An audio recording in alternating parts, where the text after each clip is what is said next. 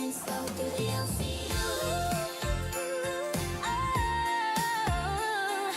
Lights on, yeah, it's that time. Beach season, snowflakes glowing in neon skies. LCU lit, see the frost in her eyes. Lip gloss, shimmer boots in the snow. Everywhere we step, Christmas cheer grows. Candy cane lights down the boulevard. Winter wonderland, yeah, we're going hard. From the pits to the crowns, hear the crowd go wild. It's a cold night, but the vibe's still mild. Hear the bells ring when we walk by. Ice on the railing, stars in the sky. Wrapped in fur, but the energy's high. LCU Christmas, yeah, we run the block. Babes in the snow, the lights all glow. Winter wonderland through the LCU roads. Hands up high, let the whole world know. Christmas cheer when the babes take control. Babes in the snow, cold never slows. From the crown seats down to the front row. Sparkle all night, let the whole thing roll. LCU magic, yeah, it's ice cold gold. Kim starts standing in the big red fit. Bag full of gifts and the internet lit. Boogie laugh echo through the sleigh bells ring. Ho, ho, hold up. Whole crew doing things. Rasta counting lists. Checking twice. Sweet tea smiling. Yeah, the vibe real nice. Booster in the back with the elf crew tight. Work all night till the snow turns white. Stock is full of W's, no cold inside. Every stream glowing like Christmas lights. From the North Pole down to the Chad. LCU holiday, imagine that. Babes in the snow, lights all glow. Winter wonderland through the LCU roads. Hands up high, let the whole world know. Christmas cheer when the babes take control. Babes in the snow, cold never slows. From the crown seats down to the front row. Sparkle all night, let the whole thing roll. LCU magic, yes, ice cold gold. Sleigh bells, baseline, choirs humming low. Snowfall, zombies in a pastel glow. Hot cocoa vibes, but the drip's still clean. Babes run winter like a holiday dream. Babes in the snow, hear 'em cheer. LCU Christmas, best time of year. From Santa King to the elf crew tight. We bring the warmth to the coldest night. Babes in the snow, shine so bold. Stories get told when the ice turns gold. Wrap it in lights, let the whole thing show. I'll see you forever. Babes run the snow.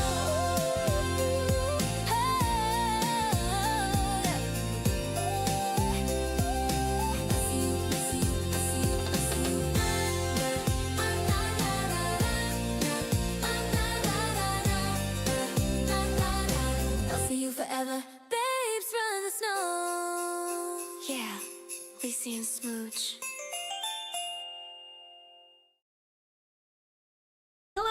Hello, and good morning, babes. I'm your host, Licibops, and welcome to another episode of Lolcow Babes.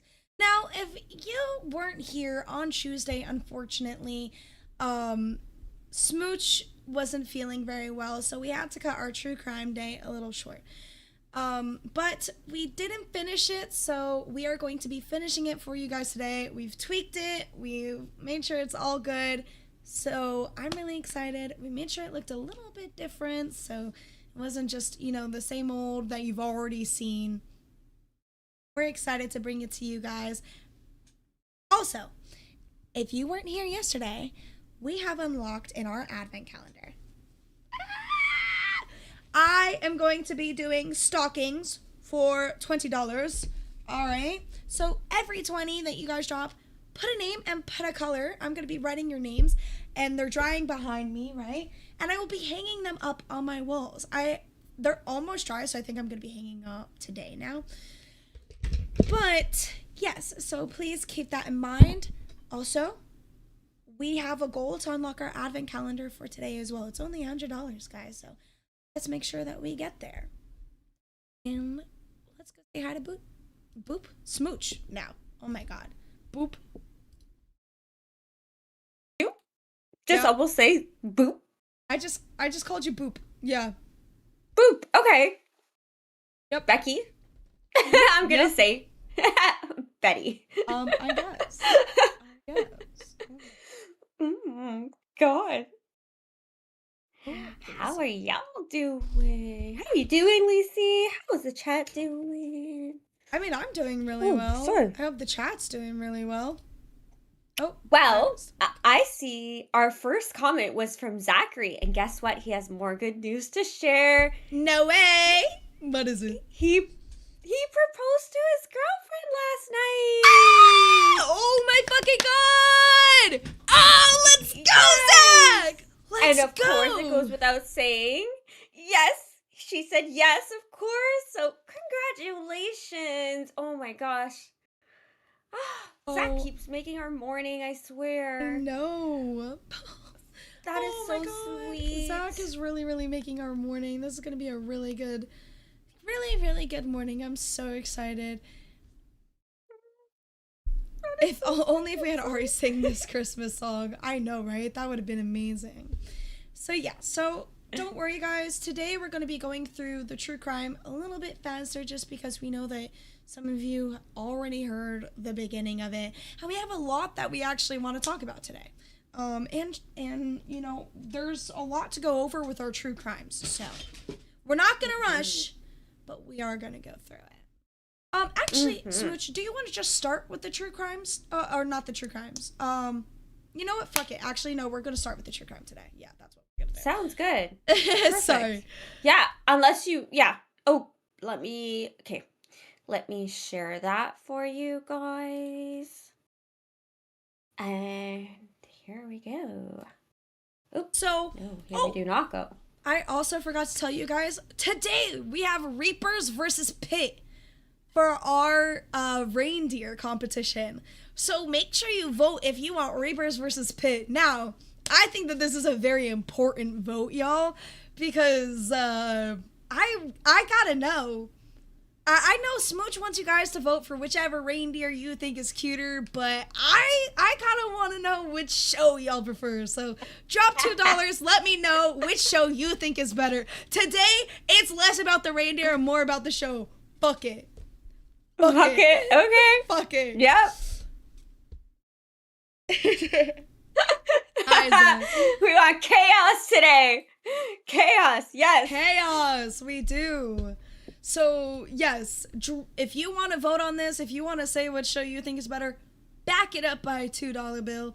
And, yeah, I mean, I'll even announce it. Fuck it. If y'all want me to, I'll fucking go to the show and I'll be like, hey, just so you guys know, we did a poll on which show you think is better, and, this one won. So. Yes. Yes. I want chaos today. Chaotic Lacey, let's go. Please, please, please, please. All right. For it. Let's get into our, you know, what we're doing today. Perfect. Okay. So, we have Dyatlov's Pass. All right. Oh, real quick, let me pull up our music. I'm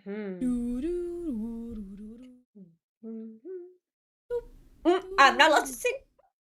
I never said you weren't allowed to sing.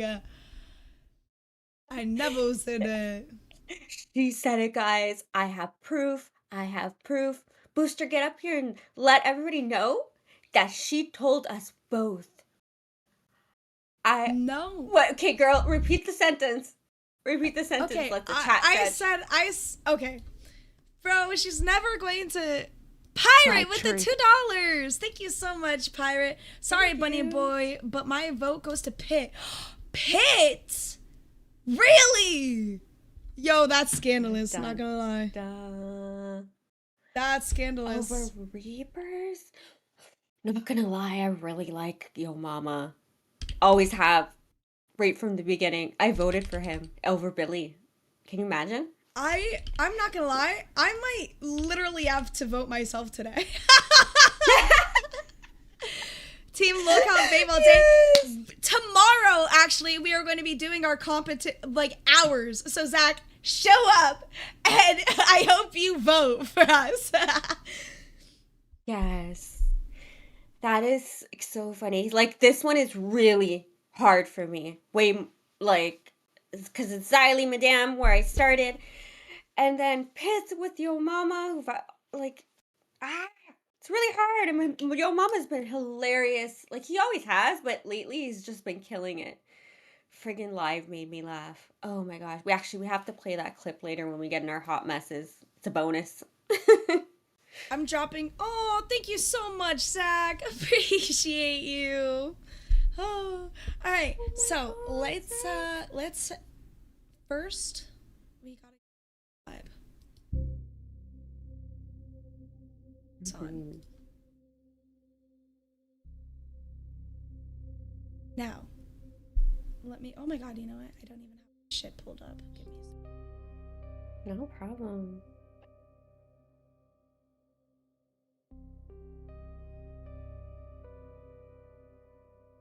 All right, My here we go. truth. Oh, Angel, thank you for the $2. Pit is entertaining. That's crazy. Hey, Oh. I did not expect it to go this way. didn't Not gonna either. lie. I'm not gonna lie. All right. So Now let's go. you know what? You're gonna have to go up with Reapers and tell Xylee. You chose it. Fuck, I didn't think it was gonna go this way. All right, let's go. Dyatlov's Okay. Pass. There's a rule in winter Pass. travel. Pass. There's a rule in winter travel. The tent is your life.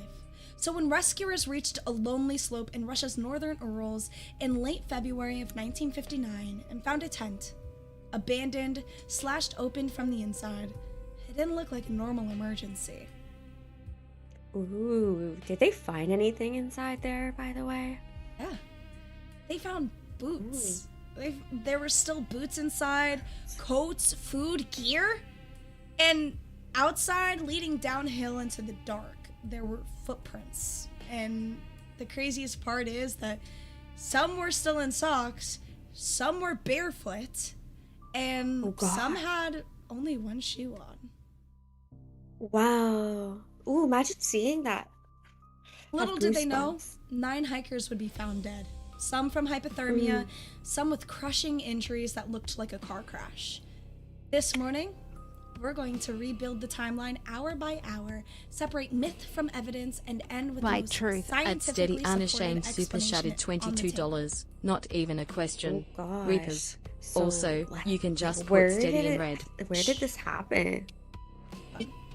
My bad. We literally just got Excusez-moi. I'm so sorry. I didn't have my chat pulled up, but I will good. now. So that I. Steady, thank you so much for the $22. And you want steady in red? I'll do it right after this, okay? So I'll pile that up. Yes. Oh my gosh. So that I think Steady did the 22 so that he can get the extra vote in. Yeah. That is genius. That is 11 for Reaper. Yes. Pirate says sheesh. Okay. Ooh, Pirate. I agree. You have I agree competition, with you, bud. Steady. I don't know if I agree with you. I'm kind of on the fence. No disrespect to Xylee. Actually, you know what? Her cow is a lot cuter. I'll just go with that. The reindeer cow. So, where did this happen exactly? Let's go to the next slide. Ooh. This occurred in the slopes of Kholat Syakhl in the northern Urals.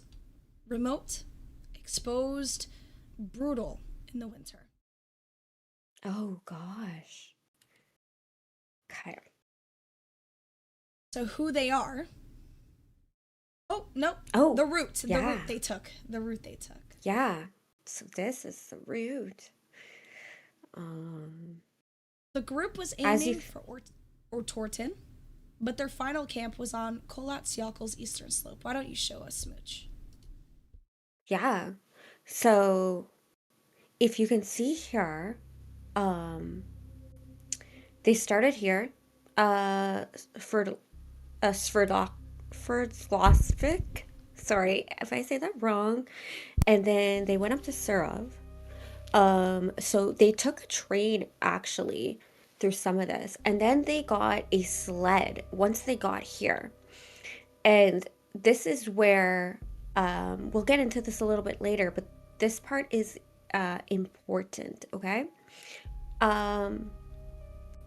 This was all by bus. And then here, train, bus, here again, and then up here, as you can see, this is where they started. So in Sector 41. This was the abandoned geological site that they got to. And then up here, so if you see, I know it's really hard to see, but there's like a little gray path where they were supposed to go, right?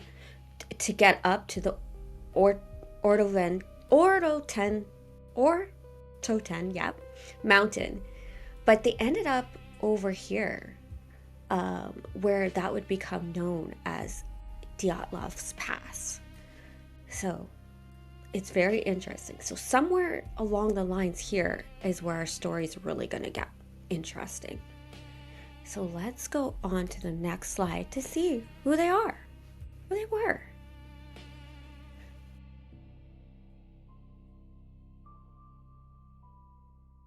What happened? Sorry, my mic fell over. And so they Oh were, gosh.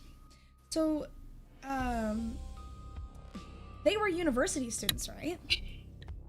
Yeah, they were well, they weren't only just university students from the Polytechnical Institution, which is correct, but they were experienced hikers.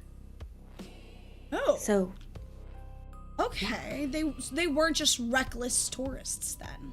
absolutely not. A lot of them had went on some tough hikes before, like some tough treks to get some of them together, some of them in separate other groups. So yeah, they thought that they could handle this, although not to mention that this trek would have been the hardest they took. So it was definitely known from that, but they thought they could handle it. Especially they had Igor Dyatlov, which was their kind of the leader of the group. But they also have Semyon Zolotar. I'm going to read out the names here, but then after that we are going to use initials just to make it Do you want me a to little read bit out the easier. names? Yes. Yeah. Okay. Well, how about you read out the names? Okay. So I've already went through Seaman. It's Semyon. Semyon. I'm All right, so I'll sorry, start sir. from the top, right? So first we have Igor Dyatlov, leader. And then we have Zenaida Kolmogorova, okay? And she was energetic, compassionate, very close to Dyatlov, okay? Then we have Ludmila Dusinina, okay? And she was determined, outspoken, previously injured on expeditions, but never quit. She never quit. It didn't deter her.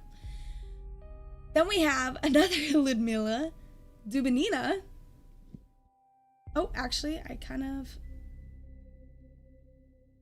It's okay, girl. Try your best. Oh, there's two Ludmilas. They're both right next to each other. That's the problem. Yeah. Then I'm we have- sorry. It's okay. I missed that. Then we have Alexander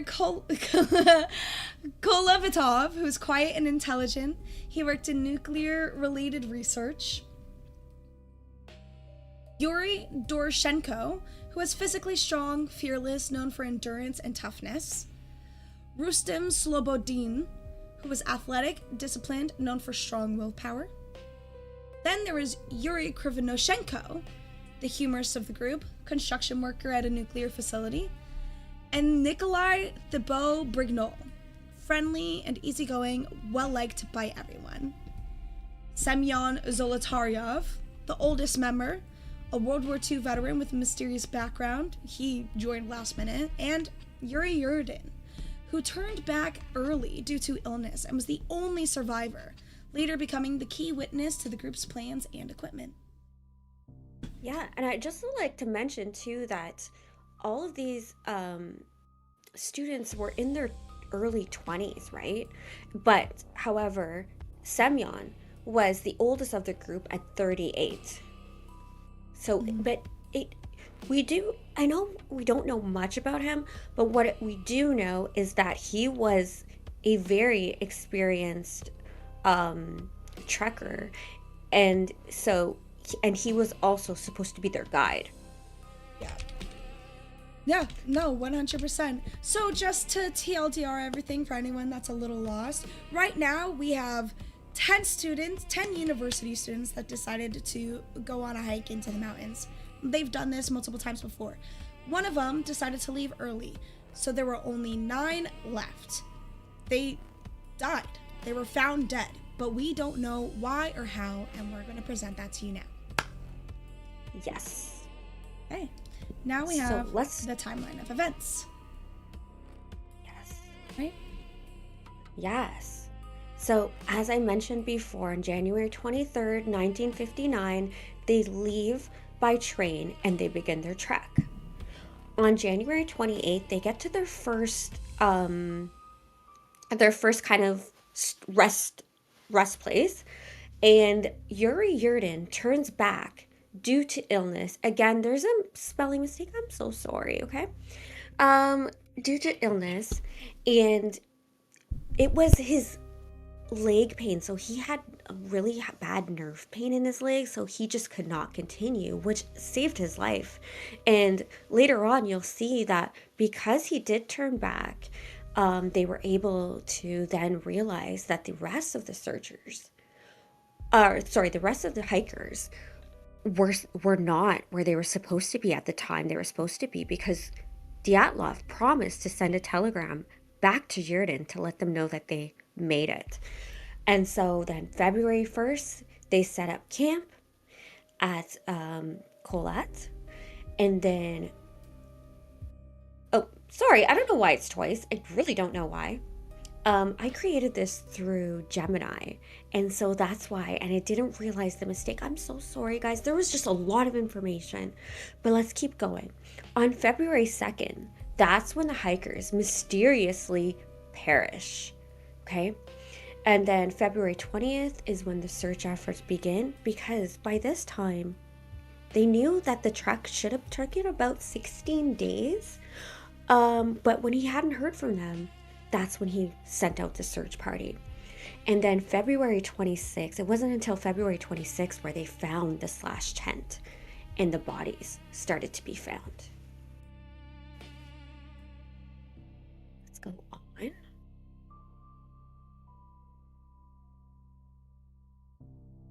So this is where they were found. As you can see, the tent is here. We have the 3 here that we're going to get into. We also have the den and what we're going to call the cedar up here. So you can see kind of visually where they were. Let's get on to the next slide and see. So the first one is the cedar. Lacey, do you want to go in to this part? Oh, I can't hear you, girl. God damn it, I keep turning my mic off.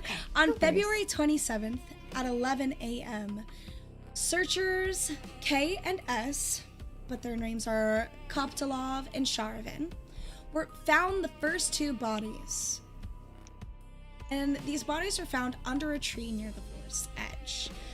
The bodies that they found were of Yuri D and Yuri K. When they found the bodies, they were very lightly clothed, as in pretty much only in their underwear and socks. Mm-hmm. Yes. Also, Lacey, I just want to mention that neither of the searchers were questioned during the investigation, which is very odd, but there was a statement in the criminal files from another searcher, and this is what the quote was. So, while looking carefully around the area, Mikhail noticed something dark close to a cedar tree. There was a flat area next to the cedar, and on this were the remains of a fire. About 2 or 3 meters from the fire, that's where they found Yuri D, frozen without his clothes and his hand burned.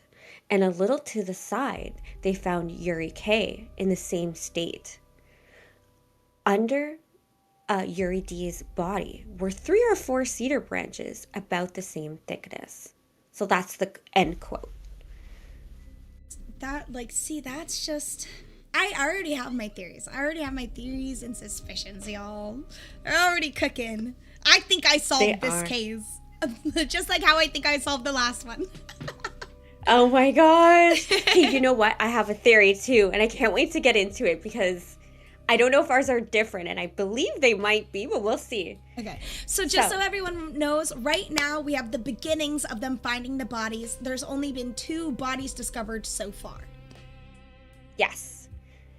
So, how about we get into exactly what the examiner report was for each of them? Yeah, I'll go ahead and So, read that. Oh, do okay. you want to? No, you can do the Yuri D and I'll do Yuri K. Okay, so Yuri D was found wearing a sleeveless cotton undershirt. It was short-sleeved and checkered with 2 empty breast pockets. All 6 buttons were fastened. He was in shorts and swim trunks, blue cotton underpants fastened with 2 buttons. They were badly ripped on the front of the right side with a large hole, and inside the thigh of the left side. He was wearing a different set of wool socks on both feet, and the socks on the left foot were burned. So he had no shoes on, and with evidence that the body was moved post-mortem, so after it died. So interesting. You're going to see that this is going to be a theme in a lot of the bodies that were found. So external examination showed he had had particles of mass and pine. External examination showed he had particles of moss and pine needles in his hair, and his hair was burned on the right side of his head. His ears, nose, and lips were all covered in blood, and his upper lip was swollen with dark red hemorrhaging. Gray liquid was coming from his open mouth, which was most likely a pulmonary edema. Multiple abrasions and bruises were found throughout his body.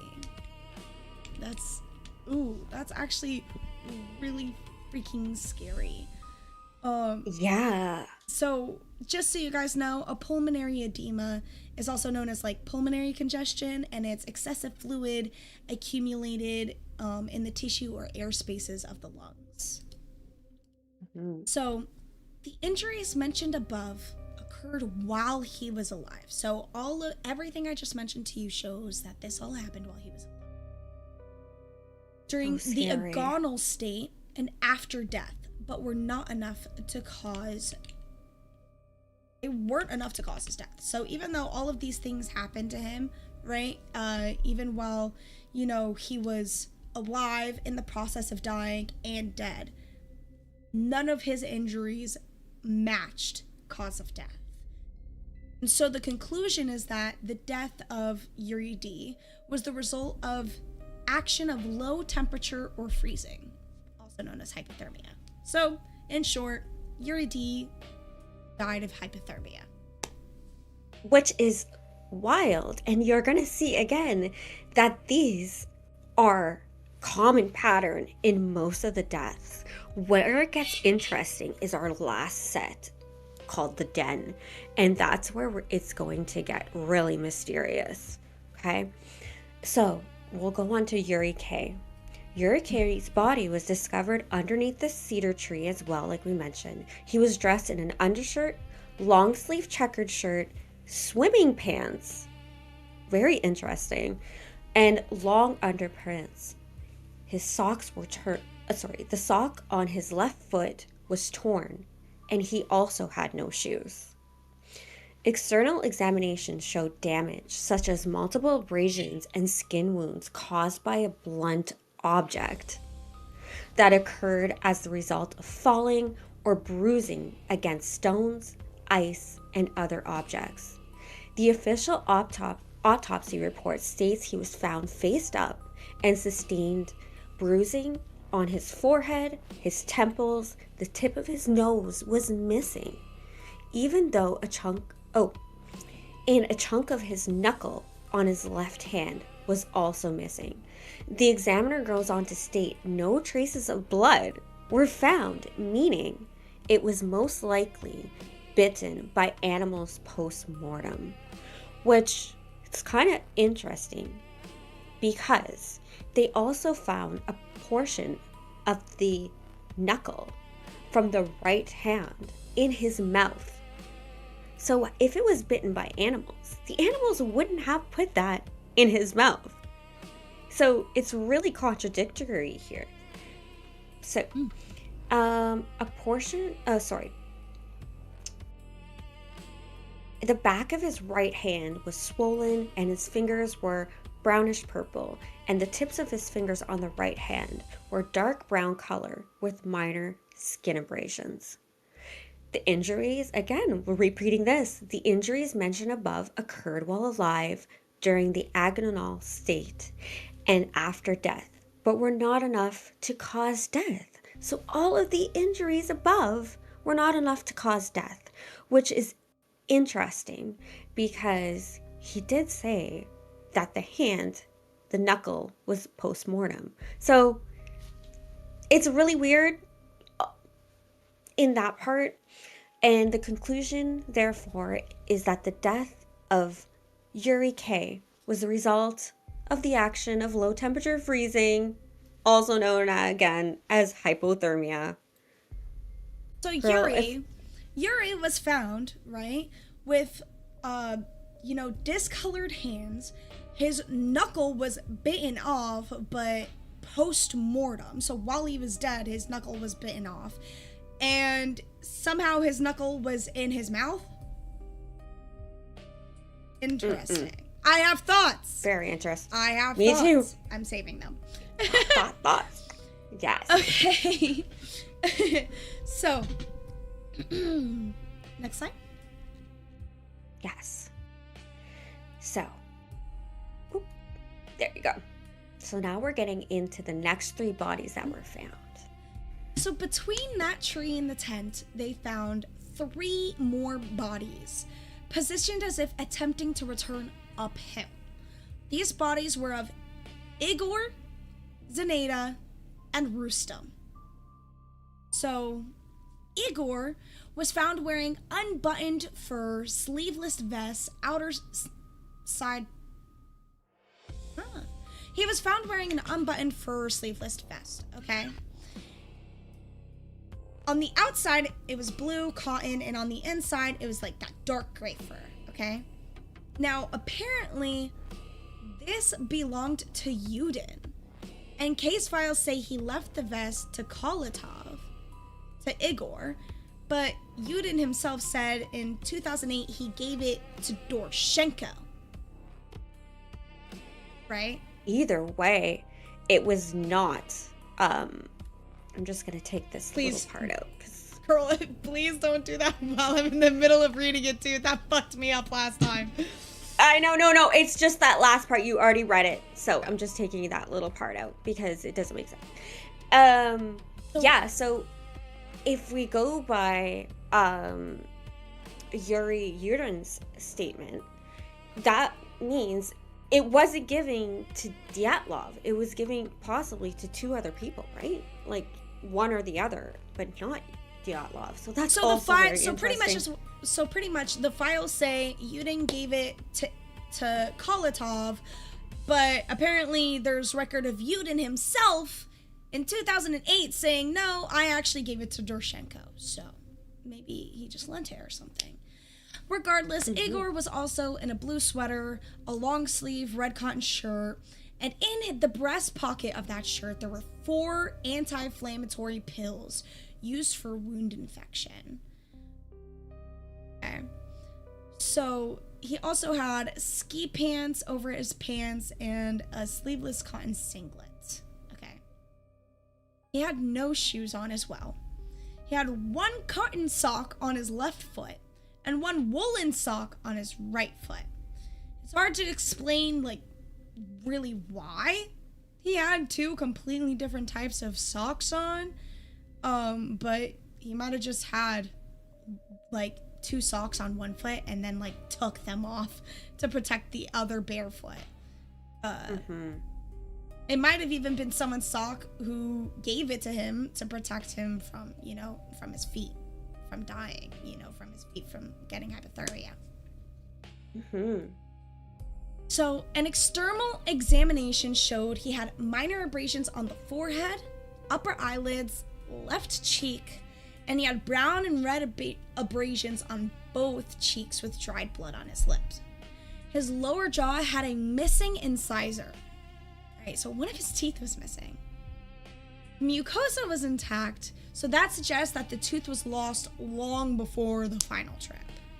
So, not during this fight. not during this camp, not during this trip. He also had multiple bruises and abrasions all over his body. Yeah. So that's like interesting too, because a lot of reports state that he possibly lost it in a fist fight, but the examiner confirmed now, straight from the autopsy report, that this couldn't have been possible because, like you mentioned, it was the mucosis was intact. So that means it had fully healed. All right. So the injuries mentioned above occurred while alive, during the agonal state and after death, but were not enough to cause death. So once again, right, all of these injuries happened while he was alive, while he was dying, and after he died. But the cause of death is, you guessed it, hypothermia. Mm-hmm. So crazy, right? So, Zinanaida, so I'll just go into how she was found. She was found better dressed than the other bodies, under the cedar. She had 2 hats, a long sleeve undershirt, a sweater, a checkered shirt, and then another sweater, but that sweater had a torn cuff on the right sleeve. The sweaters were inside out, but that is not unusual for mountaineers when they try to dry clothes by wearing them. Okay, so she possibly got it wet and she turned them inside out to dry them. I don't know how that would work, but I'm not a mountaineer, so I don't know. Okay, and so waist down, Zendaya was wearing cotton sports pants, trousers, Just call her ski Zendaya. pants. Oh, Zenada. Z. I'm just gonna call her Yeah, Z just call from her now Z. on because I don't want to Zendaya. keep messing. Sorry. It's just, it looks like that, and you guys know I'm not the best reader. So, yeah. So, waist down, she was found wearing cotton sports pants, trousers, ski pants. But the ski pants had 3 small holes at the bottom of the right trouser leg. And she also had 3 pairs of socks on. But 2 were very thin, and the 3rd pair was woolen with insoles inside. So she was pretty much covered more than the rest. But she had no shoes. In her pockets were found 5 rubles and a military-style protective mask on the left side of her chest between the top sweater and the checkered shirt underneath. Very interesting. Where did she get this military-style mask?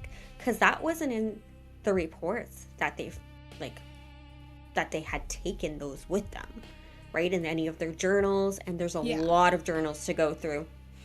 Okay, so that's what she was wearing. Now, her injuries showed that she had a dark red abrasion on her face, a pale gray area above the right eyebrow, abrasions on the upper eyelids, and a brown-red graze on the bridge and tip of her nose, with numerous other abrasions on her face, such as the left cheekbone, and a bruise on the right side of her face. Both hands had frostbite, and there was a jagged edges and missing skin on the back of her right hand at the base of the middle finger. So right here, kind of like she hit something in a way, or it scraped against something. A long bright red bruise was found in her lumbar region on the right side of the torso. So that's like the bottom, right? The bruise looks like it was left from a baton. So very interesting.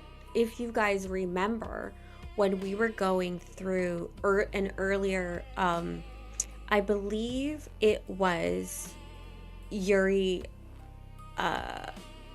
D. It also looked, no, sorry, Yuri K. It also looked like he was hit by something as well, like a long stick type object.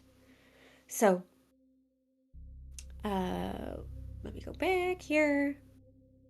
Again, the injuries mentioned above occurred while alive during the agonal state and after death, but were not enough to cause her death. And of course, that means they chalked it up to hypothermia. So we have one more person that was found, and that is Rustam Slobodin, right? Rustam's body was found 480 meters from the cedar on March 5th. So a different day from them. He was covered in 50 centimeters of snow, face down, head towards the tent. He was better dressed than the previous found hikers. He wore a long sleeve undershirt, a t-shirt, a sweater, 2 pairs of pants, 4 pairs of socks, and 1 felt boot on his right foot. His watch stopped at 8:45 a.m., and on the chest under the sweater were 2 shoe insoles. In the third pocket, there was 310 rubles and his passport. In another pocket were found a small folding pocket knife, or a pen knife, a pencil, a pen, a comb, and a plastic sleeve, and a box of matches with 48 matchsticks and 1 cotton sock. Yeah. So, already, we have, what is it? 1, 2, 3, 4, 5. Is it 5 bodies have been found in total now? Yes. We have 5 bodies found in total now. 5 of 9. Yes. There's still 4 missing, y'all. 5 of 9 bodies found. Let me TLDR for everybody that's new here. We're going over Dyatlov's Pass. What this is, it's an incident where 10 university students hiked up into the mountains. Nothing new, they're experienced. 1 got sick and left. He's the only survivor. So 9 decided to continue, and all that was found, right, was originally their tent and scraps. There was a knife mark cut from the inside out of their tent.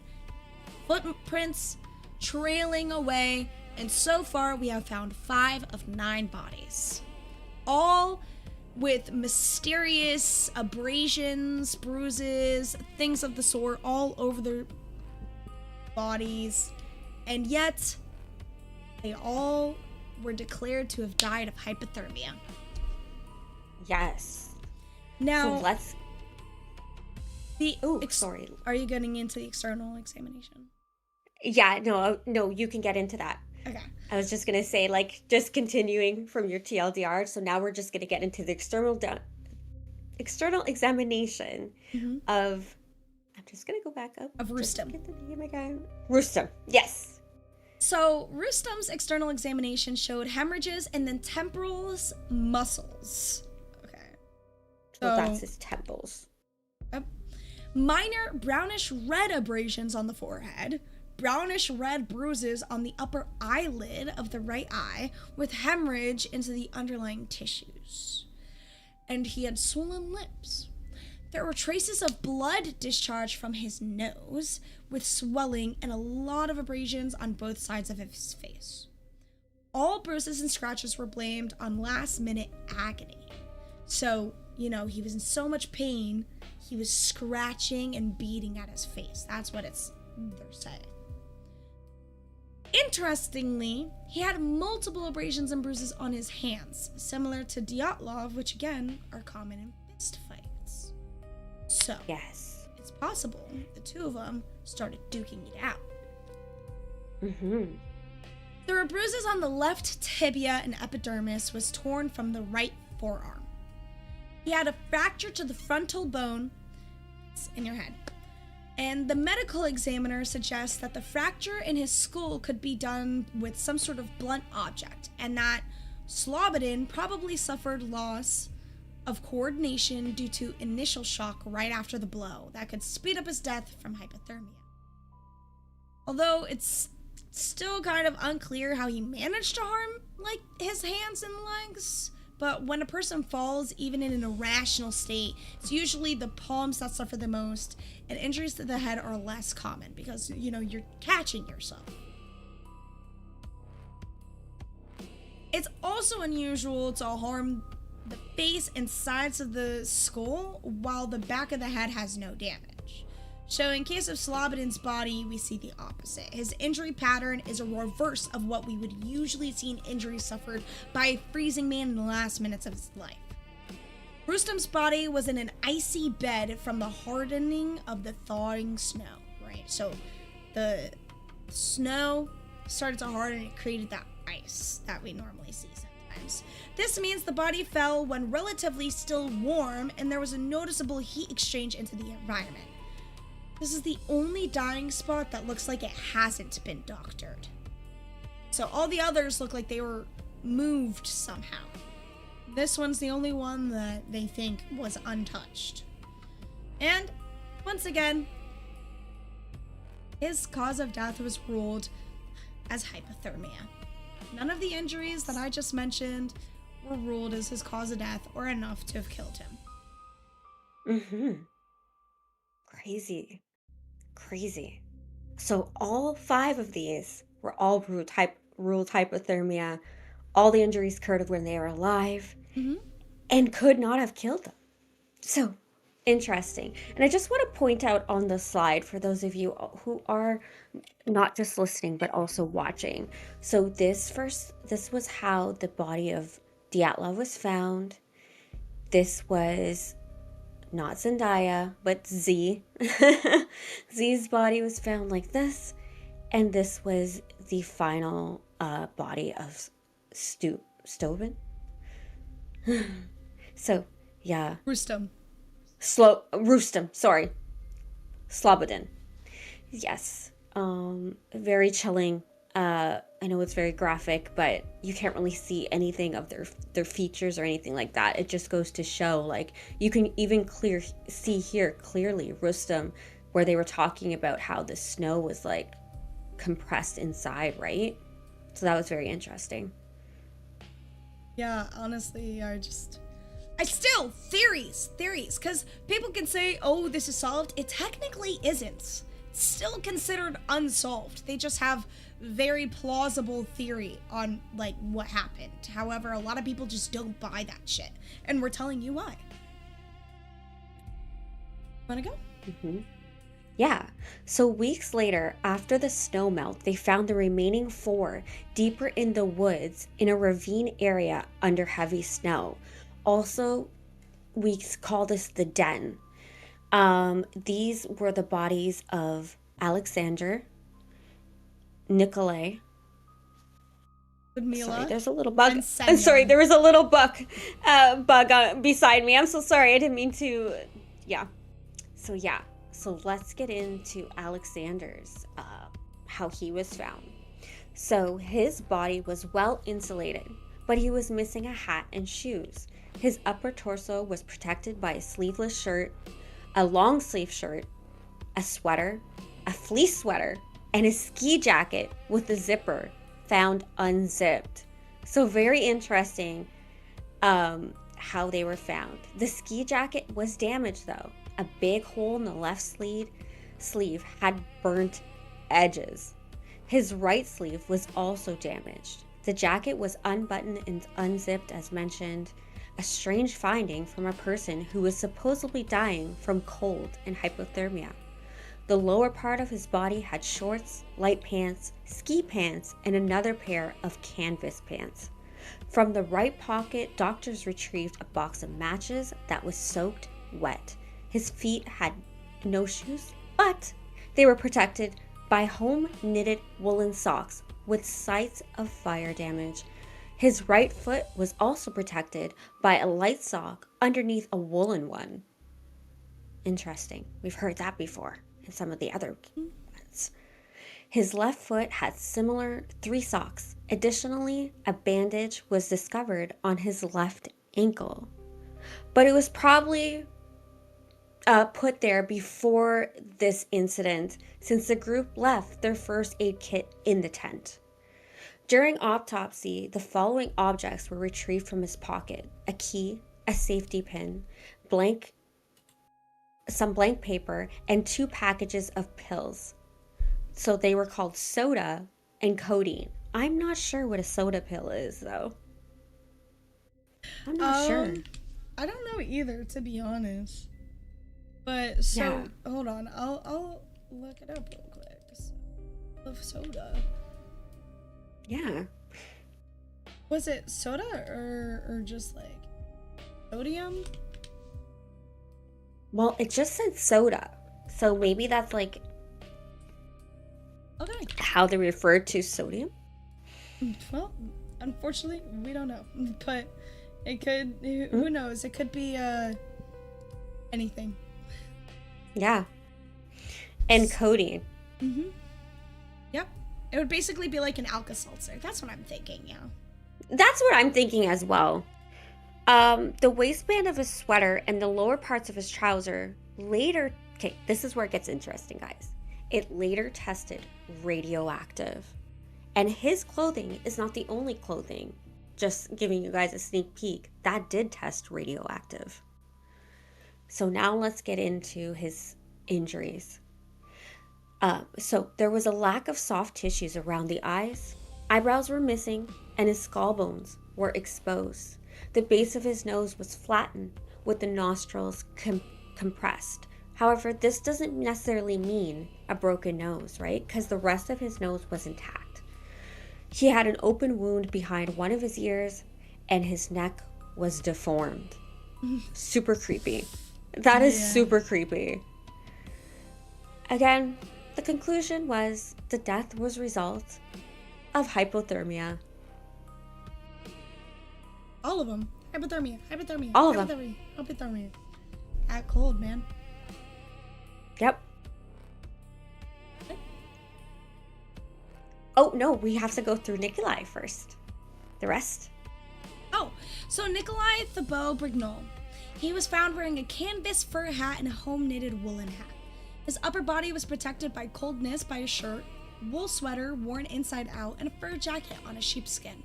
He had woolen gloves that were found on the right pocket, along with 3 coins, a comb, and several pieces of paper. The lower part of the body was protected by underwear, sweatpants, cotton pants, and ski pants. On his feet, he wore a hand-knitted woolen socks and a pair of felt boots. Now, Russian winter shoes were perfect for Siberian cold, and that's the type of shoe. Right. Additionally, Nikolai wore 2 watches on his left arm, one stopped at 8:14 and the other at 8:39. Since he was well protected against the coldness of Siberian winter, it was suggested that he and Zolotaryov must have been outside of the tent at the time of a mysterious threat struck them. This explains why both hikers wore shoes and were covered by several layers of clothes. Both men were much better prepared than the rest of the group when they were found to abandon their tent. So, external examination found multiple fractures to the temporal bone, with extensions to the frontal and sphenoid bones. This was a bruise on the upper left side of the lip. A hemorrhage was also found on his lower forearm. In conclusion, his death was the result of a closed pressure fracture in the area of the base and vault of the cranium, with a prolific amount of bleeding under the meninges and brain matter, while under low temperature as the result of a great force with subsequent falling, hurling, and concussion. So he died a violent death. He is our first, right? Our first non-hypothermic death. Yes. Very interesting, because you know what? I think it's because they were in the den, which was a little bit warmer, had a bit more coverage. But what the heck happened there? Like, why would he die a violent death if they were not suffering from hypothermia? Right? So, let's get in some questions. Yeah. I mean, from what kind of force do you think the bow would have received such an injury? Well, I think the damage to his head could have been the result of throwing. Like, he was probably thrown, a fall, or again, like, jettisoning of the body, which means, like, it was jerked, right? The body. These injuries could have been the result of him simply falling from the level of his... these injuries could not, have been the result of him simply falling from the level of his own height. For example, falling and hitting his head. Because the extensive, depressed, multi-splintered, broken bones of his skull fractured. Instead, it could have been the result of an impact of an automobile moving at a high speed. So you're not gonna let me just recap that. You're not just gonna get that injury from just falling, okay? Mm-hmm. It's more akin to a car hitting you at high speed. Okay. Clearly, there was no car here. Yeah. Or was there? We don't know. Is it possible that he was hit by a rock and not, like, that was in someone's hand? Well, if that were the case, there would have been damage to the soft tissue, and that was not evident. So, it says he died a violent death. So, but apparently it was extended by the temperature. How long could he have lived after that then? So, after all that trauma, he could have had a concussion. So he could have been in an unconscious state. So moving him would have been difficult. Like, him walking or anything like that, or somebody trying to help him walk. So he could have only been carried or dragged. So he's shown signs of life for about 2 to 3 hours in this state. Damn. Luckily, hopefully, he was unconscious through it, right? Like, that's, like, hopeful. But yeah, only about 2 to 3 hours. Okay. So, I guess let's get into Ludmilla. So she was found laying on a kind of natural ledge with the water rolling, wearing a short sleeve shirt, long sleeve shirt, and 2 sweaters. The brown sweater that she was wearing belonged to Privanashenko. So that is going to be Yuri K. Yes. Mm-hmm. So it belonged to Yuri K. One of the 2 found beneath the cedar and lately tested radioactive. Right? So she was so her sweater belonged to one of the guys that we found way earlier. All right?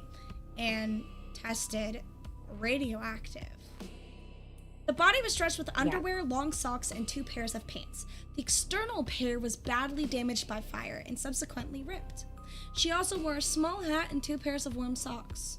A 3rd sock she was also wearing, but it wasn't paired. Ludmilla apparently, in the last attempt to preserve her feet, took off her sweater and cut it in 2 pieces. One half she wrapped around her left foot, and the other half she either left or dropped unintentionally in the snow and couldn't be found. External examination showed soft tissues were missing around the eyes, eyebrows, nose bridge, and the left cheekbone. Right? So her left cheekbone was actually partially exposed with damaged tissue. Also around the temporal bone. And this one's a bit more gruesome, but her eye sockets were empty. As in, her eyeballs were missing. Her nose cartilage was broken and flattened, and the soft tissue of the upper lip was missing, exposing her teeth and upper jaw. Her mouth was open and the tongue was also missing. There was an indication that her heart was beating and the blood was flowing when her tongue was removed. So, what we're seeing here is that her eyes, eyeballs, nose, eyebrows, and upper part of her lip and her tongue were all missing. She also had ribs 2, 3, 4, and 5 broken on the right side, and ribs 2, 3, 4, 5, and 6, and 7 on the left side, all broken. This showed massive hemorrhaging in the heart's right atrium was detected, and finally, she had a bruise on the middle eye. So the conclusion was that her death was due to a massive hemorrhage onto the right ventricle, multiple bilateral rib fractures, and internal bleeding into the chest cavity. The said damage was probably caused by an impact of great force which caused severe closed lethal trauma to the chest, most likely the result of a high force impact and a subsequent fall. She was alive when these injuries were sustained. So now we have victim number 2 that died a violent death, not of hypothermia. So I just want to show you guys this photo so you get an idea of how she's found. And just a quick warning that this is, I'm just going to stop streaming for a second so I can share this picture. This is a little bit graphic. Again, you don't see any face. Yeah, how she was found, so you guys can get an idea, right, of how she was found. It doesn't show her face. No, her back is turned to us. So here you go. I don't know how to zoom in on this, but if you can see her. Hit the control button and scroll up. Oh, I don't have a scroll up button. I have like the short keyboard. I'm talking about on your mouse. Oh, you're so smart. So yeah, as you can see, look, she's like on this ravine. This was like a little bit water falling down, but it's all obviously, of course, like frozen at this point. And you can see she's like leaned over it, which is super sad, but she's fully clothed. Like there's no reason why she should have left the den in the first place. So sorry for that graphic image, but I did want to kind of give you guys a picture of that.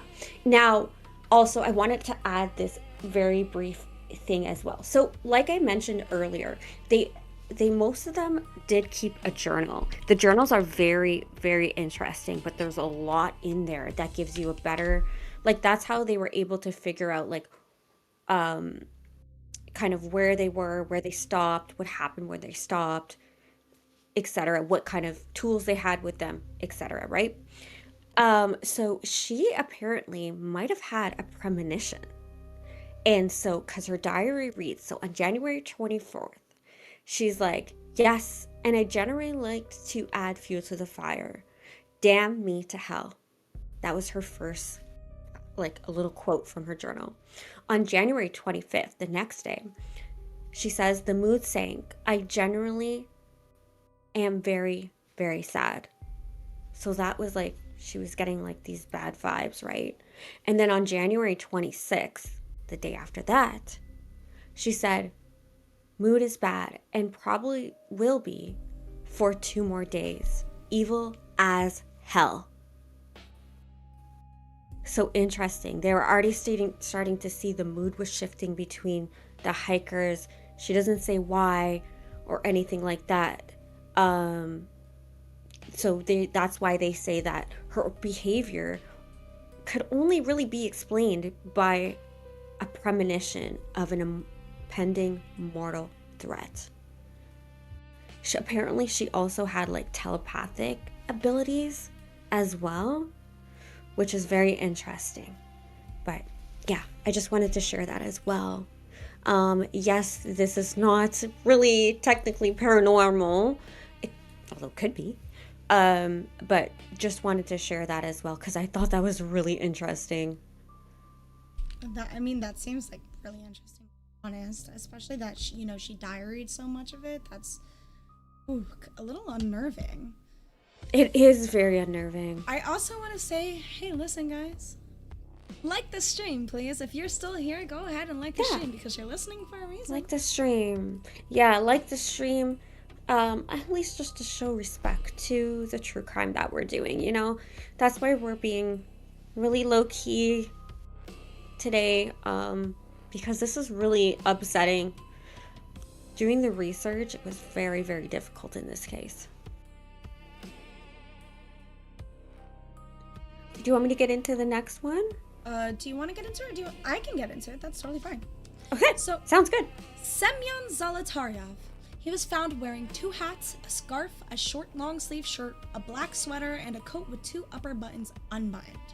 The lower part of his body was protected by underwear, 2 pairs of pants, a pair of skiing pants. He had a copy of a newspaper, several coins, a compass, and a few other items. His legs were protected by a pair of socks and a pair of warm leather handmade shoes known as burqa. However, they probably couldn't have kept him warm for a long time, but the place he was found, in the den, was sufficient in keeping him alive. It's really clear that he didn't die from the cold. On the contrary, the den was a really warm place for him to stay, so he didn't die of hypothermia like, several other people have. And he was probably warmer than most. Additionally, the body of Semyon had a camera around his neck, as it is clearly seen in the pictures. According to hearsay, this camera became a complete surprise to Yuri Yudin. He had assumed the group had only 4 cameras that were found in the tent, but a 5th camera turned out on the body. Unfortunately, melting water damaged the film, but the question still lingers. Why did Semyon leave the tent with the camera, and why did he take 2 cameras to the trip? One was used on a daily basis and everyone saw it. It was left in the tent and discovered there by the search party, but another was hidden throughout the journey and was found only after Semyon had died. The film was damaged by water, so the question remains, what was so important that he felt he needed to capture on the slope of the mountain that day? He was also found holding a pen in one hand and a small notepad in the other. The notepad was blank. External examination showed that soft tissues around the left eyebrow and the right side of the skull were missing, leaving the bones exposed. His eyeballs, like Zolotarov, were missing, and also like her injury, his ribs 2, 3, 4, 5, and 6 on the right side were broken. The conclusion of the medical examiner was that he died due to multiple fractures of the right ribs, with internal hemorrhaging to the pleural cavity while at a low temperature as an effect of a high power impact to the chest, possibly due to a fall, squeezing, or throwing. Semyon also died a violent death. My truth. At Willie Willie! the Fridge Super Shattered $10. Good morning, ladies. Love the true crime. Thank you, Willie. Let me give you a rundown real quick, okay? Right before we get into some questions. We have now found all of the bodies. Correct? Mm-hmm. All right, Yeah. so we are doing true crime on Dyatlov's Pass. I keep saying path. On Dyatlov's Pass, where 10 hikers went up to the mountains. One got sick and decided to leave early, and that ended up saving his life because the remaining 9 were found dead in mysterious ways, okay? All found separate for the most part. We found 2 under a tree, 3 looking like they were going back to their tent, which they had ran from in a hurry, with the tent slashed open, a lot of them missing From the shoes. inside. And then we Yeah. found the remaining 4 near or in a den, right? Or what was believed to have been a den. 5 died of hypothermia. However, all of them had markings on their body, abrasions, bruises everywhere. One even had a knuckle in his mouth that was believed to have been bitten off post-mortem. So it's curious how that knuckle even got into his mouth. Now, the other 4 died of their injuries, which are very resemblant to a car accident. Mm-hmm. So, any questions? So I also wanted to add too that it looked like 2 of them had gotten into a fist fight. It was Dyatlov, and unfortunately I can't remember the other person's name just at the moment, but there was 2 found. Looks like they had gotten into a fist fight because their injuries on their hands and on their face were reminiscent about that, like looked like that. And also 2 of them, one of the ladies and one of the men, had, it looked like it was Yuri K and the first lady that was found with Dyatlov. They were hit by a stick-like object because marks that they had were very similar to each other, and they were long. So it was Igor and Rustem got into a fight. Oh, sorry. Thank you for, yeah. So Dyatlov and Rustem. Yes. And also, I just want to mention too, so the last one that we were on where Simon, I hope I'm saying that wrong. Yeah, Semyon, sorry. He was the older one of the group, right? And so it's interesting that he was very mysterious. He had the two cameras. One was hidden, apparently. And then they found the notepad with him. But it was blank, which is probably means that he had taken that notepad. This is my just speculation. He had probably taken the notepad and the pen with him to probably document some of the findings that he was out there looking for, which again is unknown because it was not mentioned that he was even looking for something, right? So very, very interesting, to say the least. I also would like to say, guys, please show support, like the stream, and Willie, if you want to drop another 10, I can go ahead and put your name or any name that you want on a little stocking. I'm going to be hanging them up. They're all trying right now. With any color, glitter glue. Okay? And you're voting for Dan. Awesome. Thank you. Okay. So, do you have any questions? Not right now, but I do have questions, but I just wanted to finish this last little part too, right? Because both Zolotarov and Dubina have an interesting pattern of injuries. They were very similar in direction and force, despite the difference in shape, height, and body composition of the two.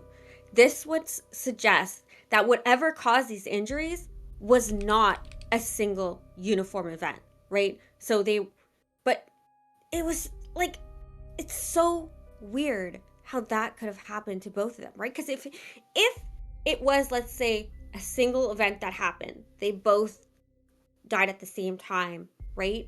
It would have been more so that these injuries would have been different on each other because their body compositions. But because they didn't have, like, they had the same injuries, that means it's possibly separate, which again just adds to the mystery of what the fuck happened here. Like, what the fuck happened here? But yes, I do have some questions. So how is it possible then to explain the cause of damage to Dubina and Zolotarov? Is it possible to combine them into one cause? Like, right? Like, because how could, like, so that's what I'm just curious. If what they're saying could have been not true and it was a uniform event, let me rephrase it. How could that be possible? Like, could that be possible? Yeah. Well. I mean, like, okay, so based on the character of the wounds on Dubina and Zolotaryov, multiple fractures to the ribs on Dubina were bilateral and symmetrical, and on Zolotaryov, they were one-sided. Both had hemorrhaging into the cardiac muscle with hemorrhaging into the pleural cavity, which is evidence of them being alive when injured and is the result of the action of a large force, similar to the example used for the bow. These wounds, especially appearing in such a way without any damage to the soft tissue of the chest, are very similar to the type of trauma that results from the shock wave of a bomb. So that's like, if it were to be a, like, one-off, like, or one action that killed them, it could possibly been a shockwave of a bomb? That's insane. But I don't think they found any evidence of that, right? So, again, pure mystery. If it was that, then that would have explained everything. But no, guys, it was not that. So, given that, how long could they have lived for? So, Dubinina died 10 to 20 minutes after the trauma. She could have been conscious during that time, though. Sometimes it happens that a person with a wound to the heart, like a serious knife wound, can talk, run, and ask for help. So Dubinina's situation was one of a complicated traumatic shock resulting from the rib fracture that she got, with also, hemorrhaging all inside of her body. However, Zolotaryov could have lived much longer. It needs to be taken into account that they were all trained, physically fit, and strong. So they could have had a lot of adrenaline running through their bodies during this time. I Helped see. them live longer. Interesting. So, we now have all 9 bodies found. All 9 bodies, injuries, and all of them listed. We know 2 of them pretty much probably got into a fight with each other. Okay? Another 2 were found under a tree together with like barely any clothing. 3 found back to their tent that they had slashed open. Okay? And 4 found with insane injuries, almost like a bomb had gone off. In a much farther part from them, around this den and creek area. Let's get into the theories. Favorite parts. Yes. And I already see Dawson's theory is something not of this world. Could be. Let's get into the other ones. So, the first theory is the Yeti. Hey, can you do me a favor? Yeah? Can you, can you refresh? There we go. Never mind. Got it. Oh, okay. There you go. All right. Oh, that's so cool that you were able to refresh and it showed on there. Yeah. All right. Yeti. Now we know snowmen exist. Okay, so there is this picture that is believed to be the picture of a Yeti. Okay. Do you want to explain this one? Yeah. So this theory came, of course, from this picture taken by Theobald's camera. Okay? Not the camera that was damaged, right? Because they weren't able to get the pictures, but his other camera. Which is, again, like, when did he take this picture? Sorry. There's little, like, fruit flies because I dropped my drink earlier. I'm so sorry. So it's because of this picture, and the Discovery Channel ran with this. The program was called Russian Yeti, The Killer Lives.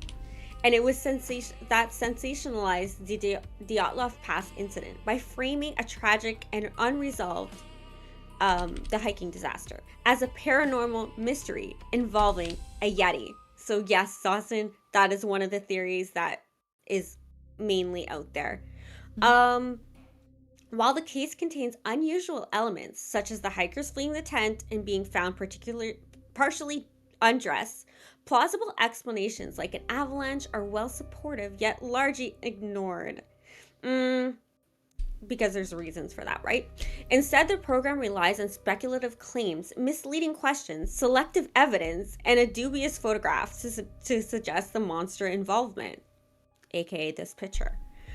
While failing to consult credible Russian historians.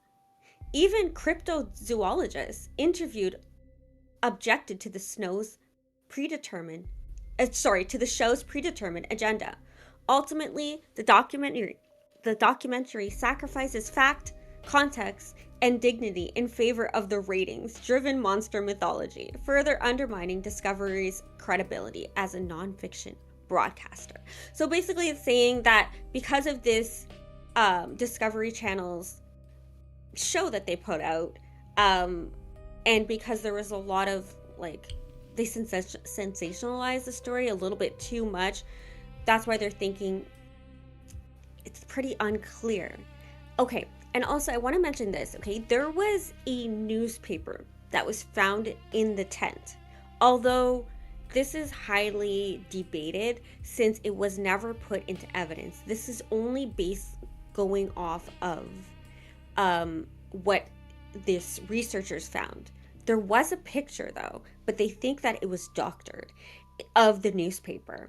And in there, it says, "Now we know snowman exists," was one of the phrases. But they are thinking if that newspaper wasn't doctored and it was true that they found it, they just misplaced it, and they go off the searchers thing. They're saying it's still possible that the team made that as a funny joke, which again, it really doesn't make any sense, because when would they have time to have made a newspaper? It's all pretty weird. Like, the whole thing is like so scattered and unknown, which why it could be.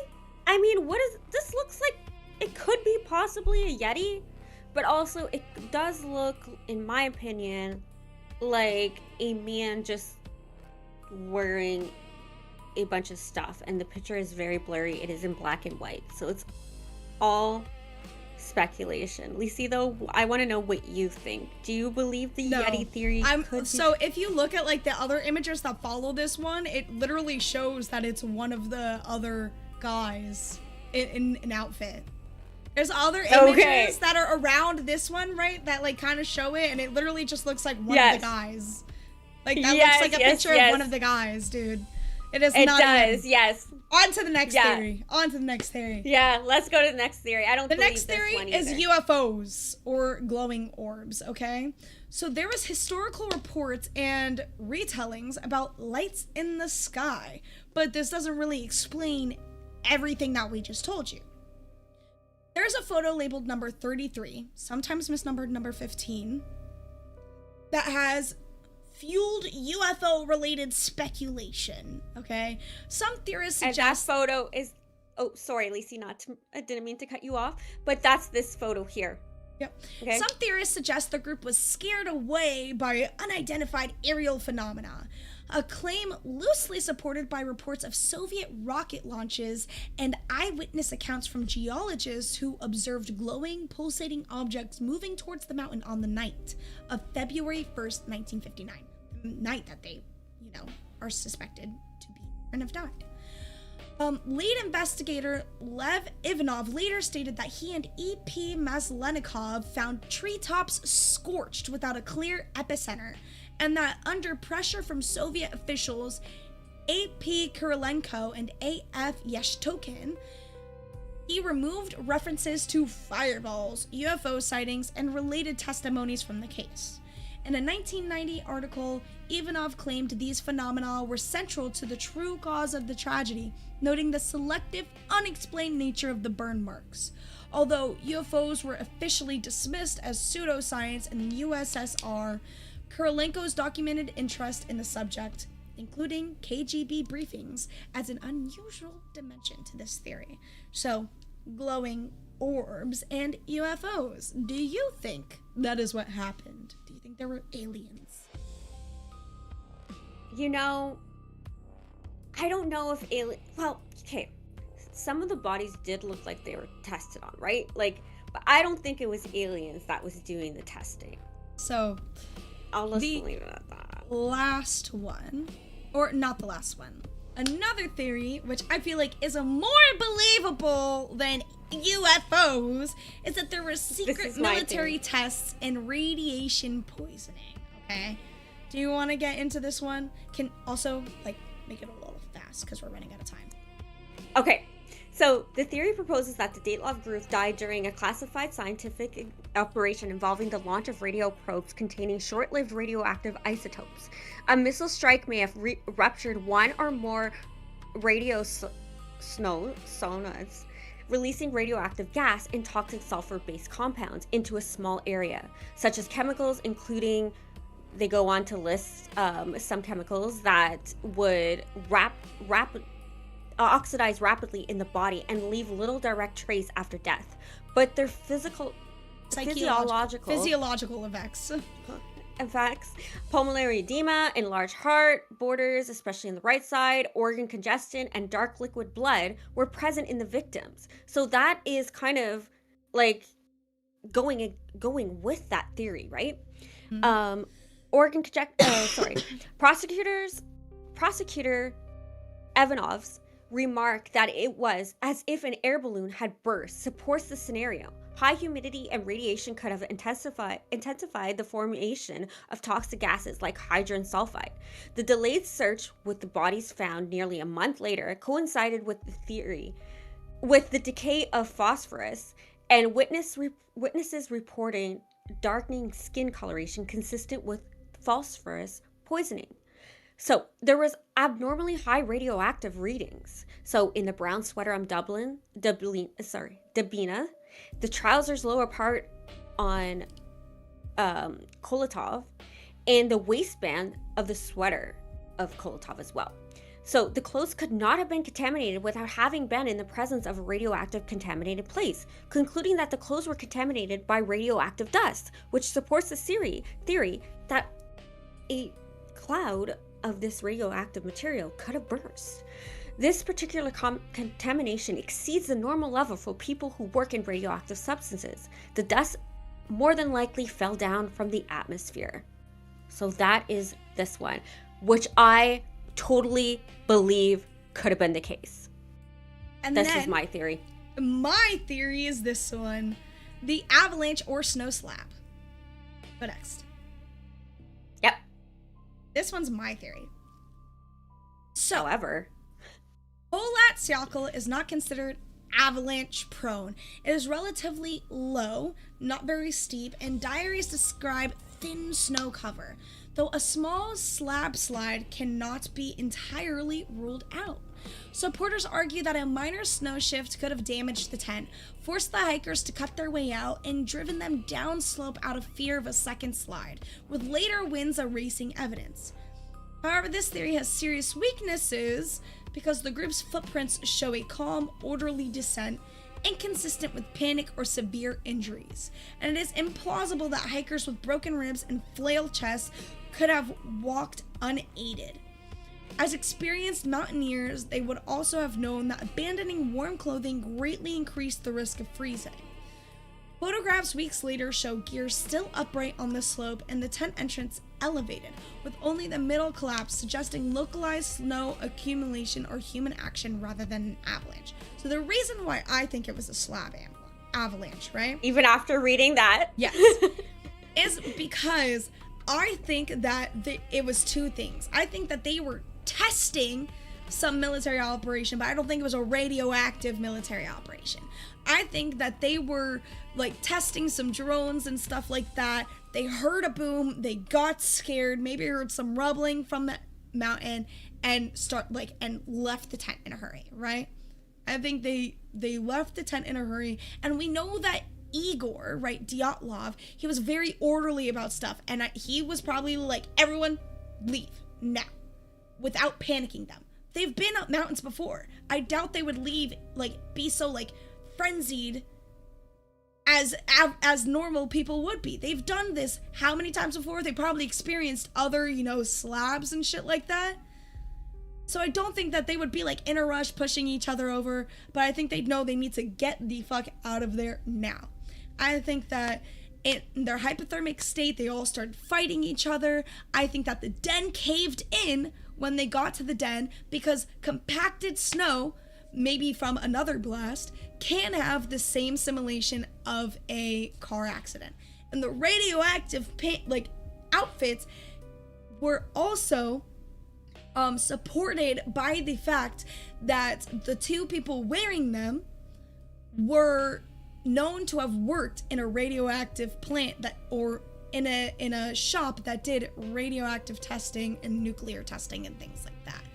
And that mask, right, the military mask, I think that was her father's, because her father was a military veteran, and I think that she had it as a comfort item.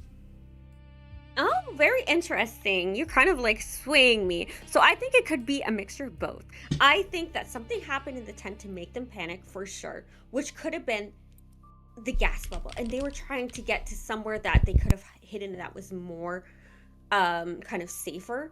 But then I do believe that it's possible that an avalanche did happen close to them. It's just, and that's why the bodies were kind of moved and stuff like that. But that's it. That's all I think. I don't know. I still, after all this, I still don't know. Like, I'm leaning more against the avalanche theory and the military testing radioactive stuff. So that's where I lean. You're muted. That's all we have for you guys today. The running theory is that, you know, they died due to a slab avalanche. However, there is also native people around that area. We didn't get into that theory. Yeah. It's believed that they, you know, had something to do with it because apparently they were walking in like sacred land. However, those people were known to be extremely peaceful, and later, in the later generations, they were interviewed, and 100%, like, something would have gotten out. Someone would have said something to someone, and there was no such speakings of that. You know, they even assisted in finding the bodies, funny enough. They were the ones that found, like, the 4 bodies by the den. So, Yeah. you know, that... A lot of people... Mhm. Yeah. So with all that, like, a lot of people just, they don't think that theory could have been, especially with recent, like, stuff that came out and all that stuff. So, yeah, that's why I kind of didn't want to add it here, but it's good to mention, for sure. All right. Now, let's get into our hot mess of the day. All right? Can we just quickly do for Willie the Fridge, can we just get one Chicago way? That's the Chicago way. He asked for it. Did he? He asked for it. And I feel like, you know, we can give it to him. Let me pull it up. Well, and I will get our hot messes of the day. Or unless you want to pull those up, because I know... I have the nerds one. You can pull up the other one. Okay. So... it's Chicago way.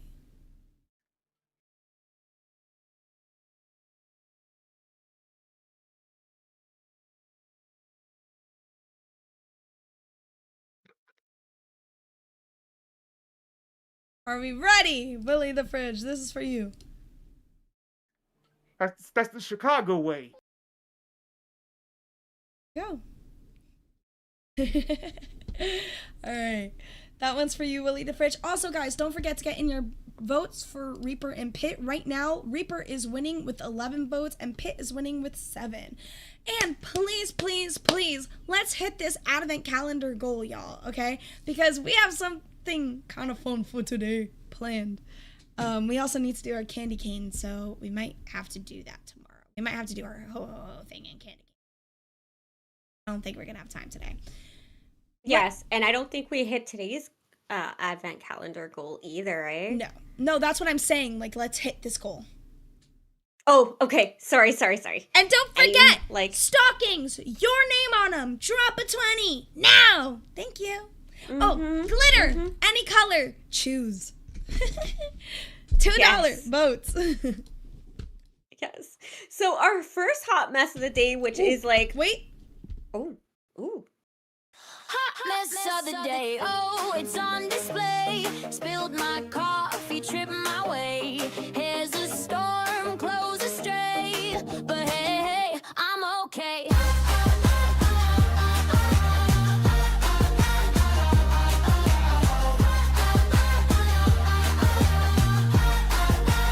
Hot mess of the day.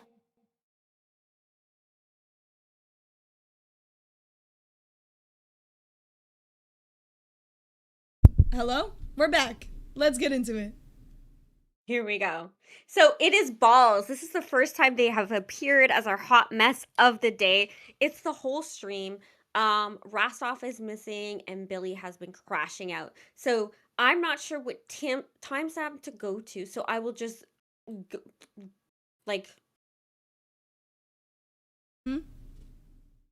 just gonna scrub through Go more towards the end. to the end. Okay.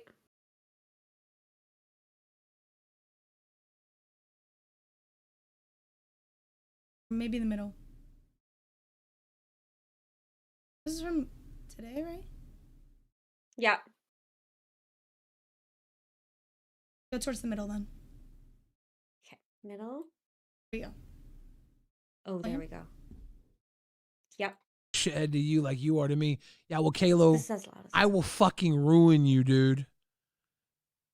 I think I'm gonna go forward a little No, bit. no. Back to law. Oh, oh, I oh. only It's fine, did it's fine, this just leave it, it's because fine. Rostov asked me to be on balls with him when he left Lolcow Live. There we go. And now that he's not here, honestly, when he went back to Lolcow Live, My balls was truth just At like Holden underscore us over doing zero this equals because the super fans have shattered been so good to us, $9.99. even though we got Nice job, babes. Check out Dyatlov on Incident, 1993. Lots of similarities to Dyatlov. Damn, that's crazy, Holden.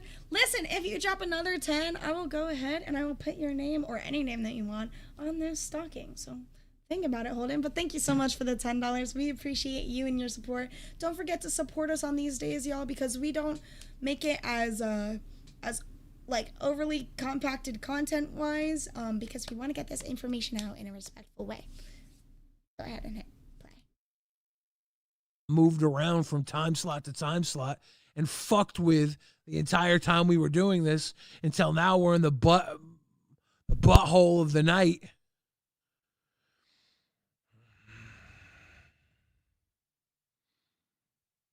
Kalo says, I was joking and being a shithead to you like you are to me. Yeah, well, Kalo, I will fucking ruin you, dude. I will fucking destroy you. I know way too much about you to let you fucking try and pull some shit on me, Kalo. I will fucking ruin you. I will ruin everything. You'll never work in this town again.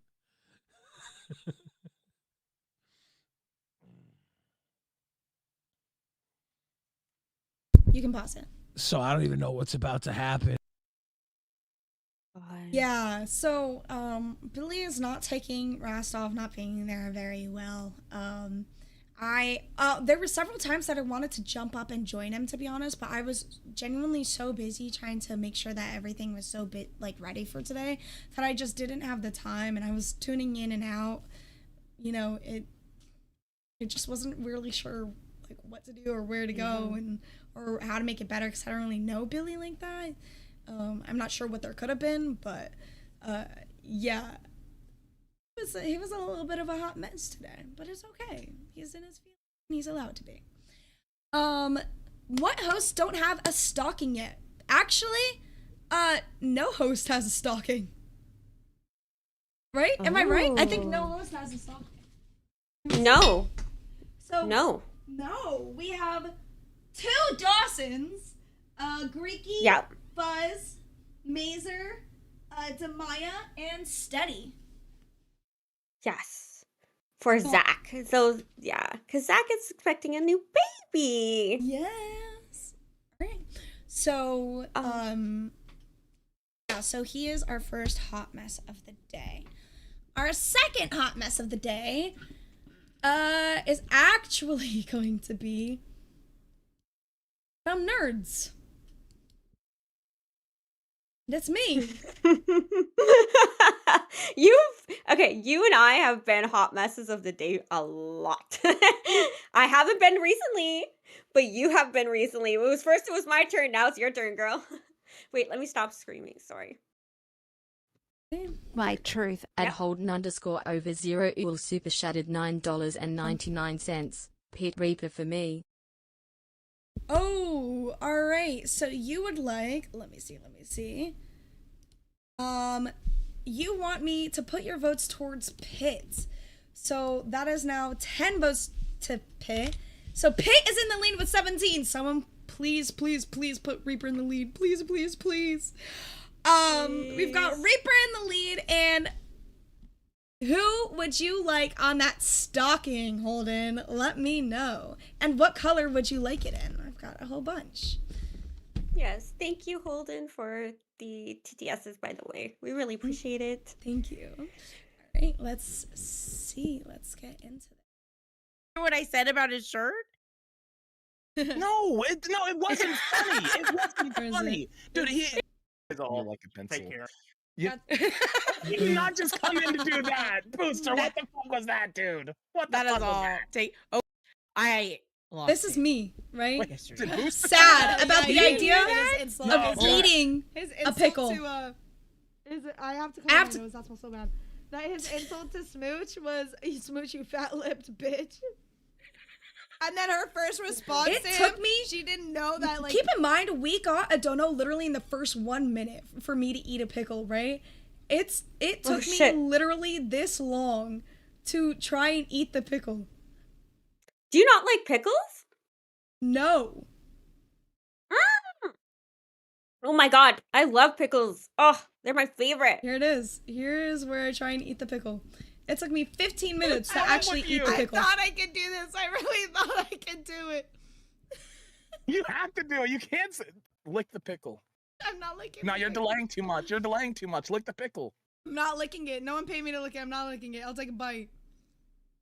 Just okay, You Dude, it's big baby. bro. And she's still using the towel. Oh. Bro, this is not natural. I'm sorry. This is fucked. Pickle juice is great for hangovers. I would have thought she'd know that. What the fuck? Dude, you're not throwing up from a bite of a pickle. What is wrong with you people?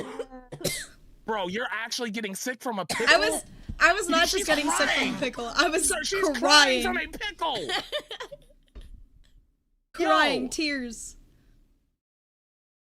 I'm sorry, I'm blown away right now. Like, this is breaking my mind. It's I thought I could do this. I was wrong. I cannot swallow it. I'm gonna vomit. I said I'll Oh my attempt to God. eat it. That was my attempt. I took a bite. It literally, Hey, it almost threw up. Bro. This is so fucked. I'm sorry, bro. We're scamming. My We're not eating truth. the goddamn pickles. What the Oh, poor thing. Thank you so much Oh my for god. I vote Pit. Oh my gosh, we have 18 votes for Pit. Someone please donate so that Reaper can win. I don't want Pit to win, y'all. I'm I buying. don't want to do it. I'm buying. Yes. Yeah, I'm buying. So Angel said, "How much for Lisi to try hot Cheetos inside of a pickle? Don't kill her." But she a gets red to dono. choose. A red dono. And I will take one. I will try it. Okay? I will try it. Bro, I don't think you understand, my right? God. Because that wasn't where it ends. Because Zay comes up and she's like, "You know what you should do? You should just drink like the pickle juice if you get like to the goal." So I was like, "You know what? All right. Let me see." Oh my god.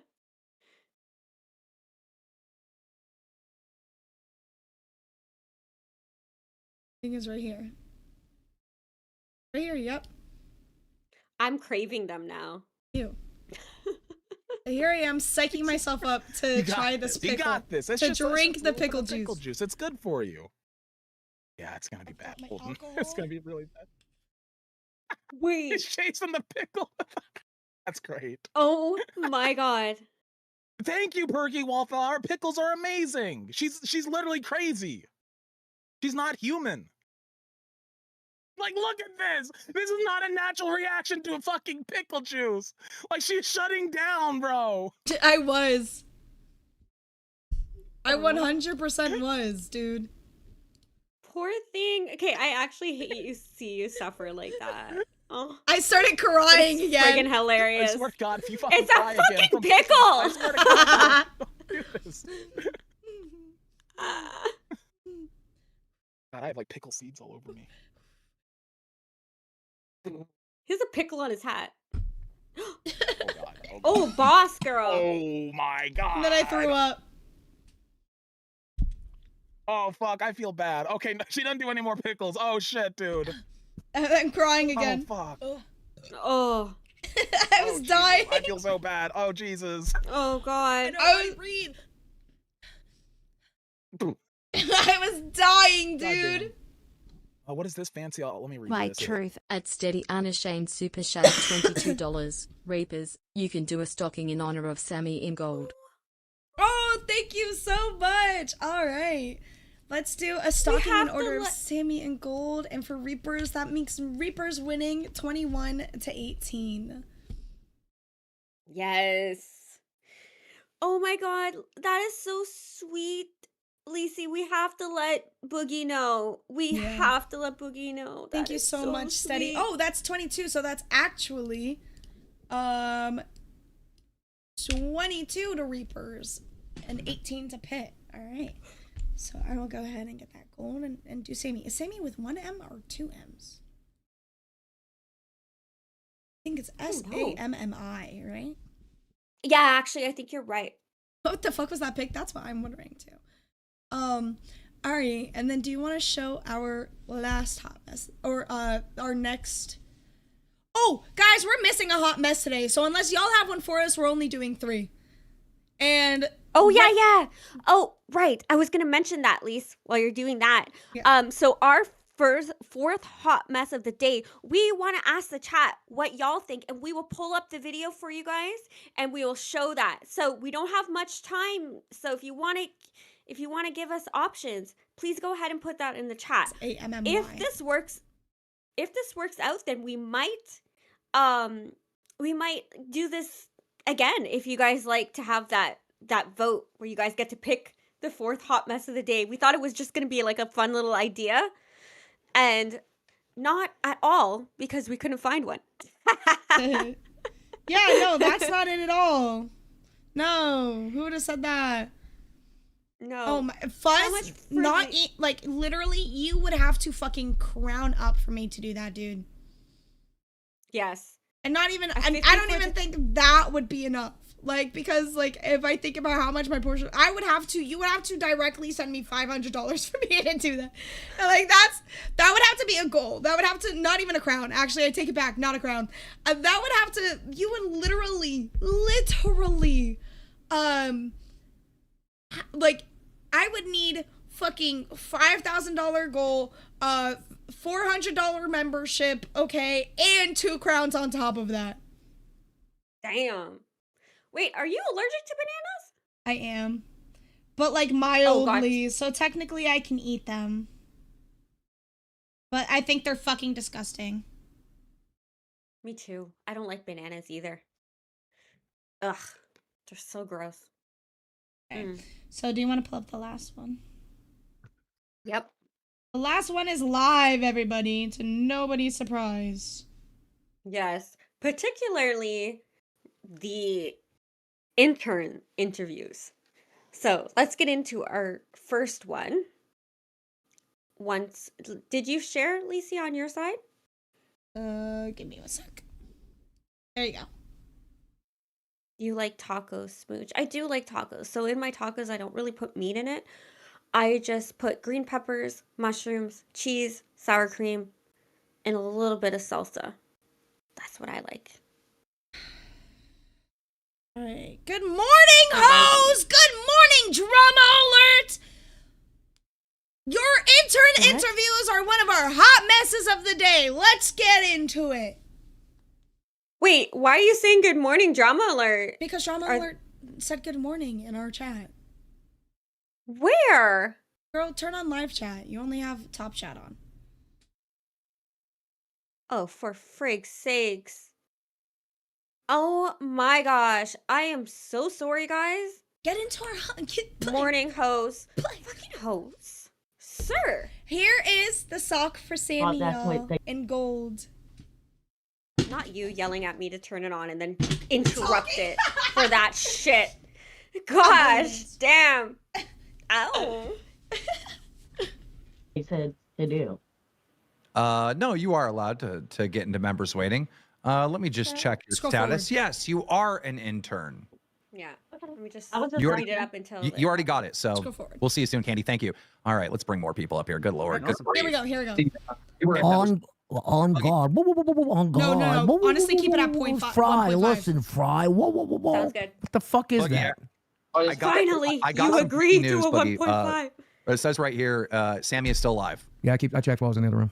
Get it together. Come on. Yeah. Come on. This is about as good as I'm getting today. It's just a dog. This person's on a train A long time, but or a bus. Well, look, I'm not saying They're it's in a just a dog. moving I'm van. saying Sammy is still alive. All right. Well, let's Say not the fuck off my show. 5 minute That's timeout. probably every time her he says that. house. Boogie, let's not house. mourn. 5 minute timeout. It's moving. But Booster, stop. Just don't say anything. Maybe more she's about on a Sammy. Don't you think it's vibrator. normal when someone goes into hospice to be a little fucking sad? My dog is in hospice. He Maybe she's on a vibrator. Who Bro, knows? skip past is Boogie. receiving Skip end of past life care. Boogie. That makes me Please. sad. Yes, you're right. I'm not fucking wailing and gnashing of teeth like I will on the day that he dies. Yeah, okay? more. I'm sorry that Sweet Tea doesn't More. have the balls to be here today, Shit. but I'm. But not everyone does. More. If Sammy passed away, we would. Oh my interested in goodness. being an intern in the There we LCU. go. Tell us a little bit about yourself, what your favorite show is, and somebody in the LCU that you absolutely despise. Oh, it's a 7. My favorite show is Queens, and I despise Booster Gold. Oh, really? Well, you see, we're off to a great start already. I enjoy the hate. Why don't you like me? Everybody was Fight like, you for Booster. okay, interesting. Everybody was up there like, Booster's my #1 enemy. Be more original. You all sucked. All of you, every single one of you fucking sucked. And I mean every single one of you. Okay? There was not one that I legitimately liked. I'm gonna disagree. There was one that stole my heart. There was one that stole my heart. I don't think he's a right fit for the LCU in like the grand, like as a host, but as a call-in, I think he's very, very sweet. So we'll get to him though. Okay, let's go. Because you're a trash person. You attack people's kids and their animals. True. And pregnant women. True. Like, that's not okay. Okay, I just want to start a little bit What pregnant woman did he go after? Steak's wife. Steak's wife. Oh. to where her and Boogie have it. Assume yes. Well, I'm just surprised. I didn't get a good look at you earlier. You kind of look like Meatloaf. So I like that. All right. My Crystal, truth. tell us more about yourself and Look why at you joined this. so much. You gotta 99 cents. Pete for the win. Thank you, Angel. All right, so you just added 5 votes. Now, if you want to drop another 10, I'll go ahead and make your name on here, and with any color that you want. So just keep that in the good old noggin. Ooh. What? Also, I just wanted to remind people that we still have our long-term tattoo goal. Goal for us to get babe tattoos. So it would be me and Lacey getting matching tattoos, and we are so excited about that. Our goal is 400, and we are just a little bit more than halfway to our goal. So please. Oh, and that's a membership goal. I completely forgot to tell everyone that if we got 10 members today, I'd do a movie night in the VC. Fuck. I'm so fucking sorry. Yeah.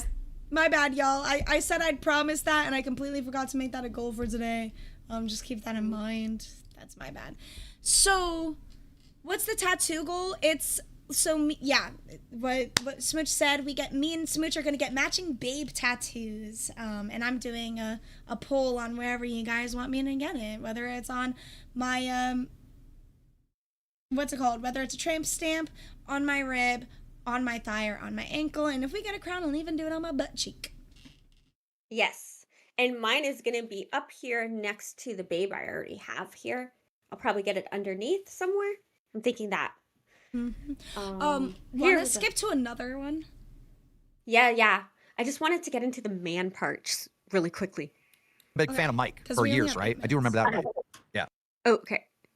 And Meatloaf. again, Okay. she does look like the prolific, talented singer Meatloaf a little bit, like he could be her daughter. Okay, so he says that she looks like Meatloaf. Okay, let's go to the next one. This good sir here. I just said she can't make it up. Then how did she knock on the door? No, I'm saying I tried saying she tried throwing. She threw something at the door. Is usually what she does. She gets a shoe or a boot. Shadow humor. You know how you vowed that you would never send us any more money? Since then, I've been calculating it. Geez, I can't talk now. Now I sound like starting Captain Retard. It's right now at $337. Thank you, Shadow Humor. 370 or 37. Thank you, Shadow. 337. You got a camera on? Yams? Yeah, I get there, my man. It's the camera button. He left instead. He's getting there. Do Look appreciate at that. who it is, Okay. Lacey. Do you have anything to say? Well, I do want to say that I don't think it's fair that the Rastov kicked me and then said, oh, I said something about Steak and his kids, and that was too far. Yeah. I wasn't talking about his kids when they grow up. I made a comment about that, but then my Keep it Okay, I don't going. give a Keep it fuck going. about him. Wait, fuck! I had something to say. Oh, fuck. Okay, sorry. All right, yeah, right there. Right there. Yep. that the Rastov kicked me and then said, oh, I said something about Steak and his kids, and that was too far. Yeah. I wasn't talking about his kids when they grow up. I made a comment about that, but then my wife can get relentlessly shit on, but he maintains a hug box. Yeah, host kicking you was unfair. Scumbag 223 It's like that. chatted It's very $20. unfair. Christ, competition seems tough. So, real quick, Kim kicked him. You're muted. No, No, you're I'm not. not. No, No, I'm not. Real quick, Keem kicked him, and then he went on a fucking brigade in the Discord, convinced that the only reason Keem kicked him was because I must have talked so much shit about him on the trip that I got him blacklisted. And I said, dog, if you think I even for 1 second spoke about you on that trip, then you are tripping, okay? And you know what? Why don't you do yourself a favor and go and get Keemstar's attention and ask him? I'm not gonna ask him for you. You do it all on your own. Because that way, no interference from me. You ask him and he's gonna say, what? No, she didn't mention you because I didn't. I didn't talk about you on the trip. I didn't even think about you. The reason no one wants you is because you failed when you were an intern, dog. You were here and you failed. You had your time to shine. You were supposed to come after me, and then you became the most hated member in the community at that point because you made people start to like me while I was in my hatred arc. Perfect. You are I'm glad a he did. pathetic, miserable amoeba of a human being. You are the bottom of the barrel type of person. You are somebody that people literally look at on the street and go, ooh, stay away from him. He got bad vibes. There is something off about you, gang. There is something that literally everybody in the LCU looks at you on screen and clocks. I don't know what it is. I ain't gonna make assumptions, but literally, go fuck yourself.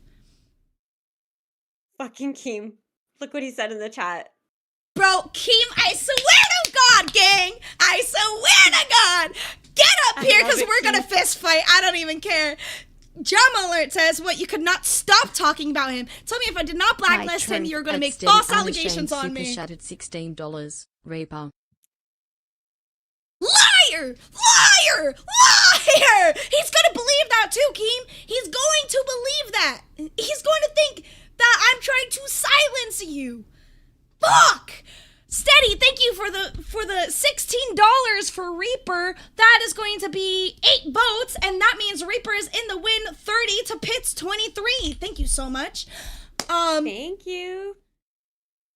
Bro, I was burying this man in the main chat. Burying him. And he was convinced that, like, I had something to do with the reason why he didn't get a chance.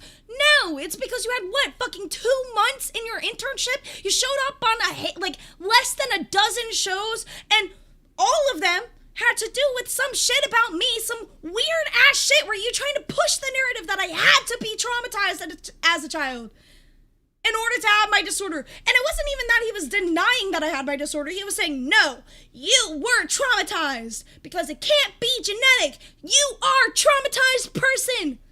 What? He's talking about serial killer from the interview yesterday, intern interview. Angel, woo, thanks for the 20. Angel K and 6 die super shattered $19.99. Hi, Emily. Emily said, Let's go. My favorite color is red. Fuck! Hi, babe. Angel with the 20 just gave us 10 votes to Pitt, and now Pitt is in the lead, 33. My truth. Dawson with another Dawson. $9.99. Pitt. Hey, you chose this. You mentioned that you wanted chaos and that you would go up on the show and tell them that they lost. I thought Reaper would win. So that's 5, Not 6, after you 7, said 8. that. All right, Pitt is in the lead with 38 to Reaper's 30. Someone please come in clutch. Someone, I beg, someone please. I do not want to have to go on Reaper and tell them that they lost. That's what's happening, by the way. At the end of this, I have to hop on one of those streams and tell them they lost the war. They lost the competition for the reindeer, dude. We need just $20 to put them in the lead. That's it. Come on, guys. We believe in you. Have an ass. Imagine how the war that would start between us and Pitt if Lisi had to go up there. Reaper with the 20. At Sicilian Princess. Thank you. My goddess. $20. My kinder Reaper. spirit. Both Sicilians. Let's Woo! go. So, all right, that means that Reaper is now in the lead with 40 to Pitt's 38. Let's keep it that way. Oh, Angel said go to Pitt and say yo mama won and be like, oh no, I'm sorry, you actually lost. Also, Sicilian Princess, would you like My your truth. name At on a... K7L super chatted $9.99. No! No! Yes! Dorsino Super Shattered $49.99. Pitch. No! What's happening? What's happening? Okay, 50, that's My truth. At Steady Unashamed Super Shattered $50. Reaper. Okay, so we have 5 for Pit, that's 38. 5, hold on, 8, 9, 10, 11, 12, 13. And 6 die Super 43. Shattered $9.99. Then we have Pit. Party popper emoji. 25 for Pit, so 40 plus 20 is 60. 5 plus 3 is 8. My truth. At Bake Soft Luke Super Shattered $9.99. Pit. 5. No, fuck. Okay. And then we have another 10 for Pit. So right now, Pit is in the lead with a 78 to Reaper's 65. Ah! Oh. No! No! My No! At Dorsino Super Shattered $9.99. Pit. God. Oh, by the way, cafe wasn't up. So when I tried to put the redirect in, let me try again. So 78 plus 5, 8, 9, 10, 11, 12, 13. Fucking, that's 83. Pit is at 83. Reaper's at 65. I'm killing myself. Is cafe up yet? Yes. Okay, they're up yet. So now I'm going to put them in. Really give me a quick second. Let me refresh. Someone please drop a hundo. I'm begging, man. I'm begging. What did I say I'd do for 100? I said I'd do something for 100. I don't even know at this point, man. I don't even know. I'll do something. We're going to open our thing. Our stocking. Please. No. I said I would like legit do something. I don't know. Fuck! Oh, the pickle and the Cheeto. Oh, no. Why the fuck can I find cafe? I can't find Lolcow Cafe. Let me refresh. One sec. No, let me refresh again. It might be there now. Yes, it's there. Okay, got it. Save in. Redirect in. All right, there we go. Can you put Pirate's name on a blue stocking? Yes, if you guys are in the Discord, please let me know what the fuck you guys want on your stockings.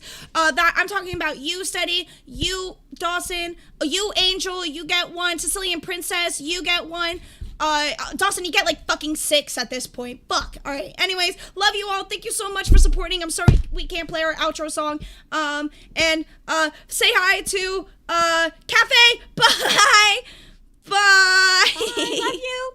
Mwah. Bye.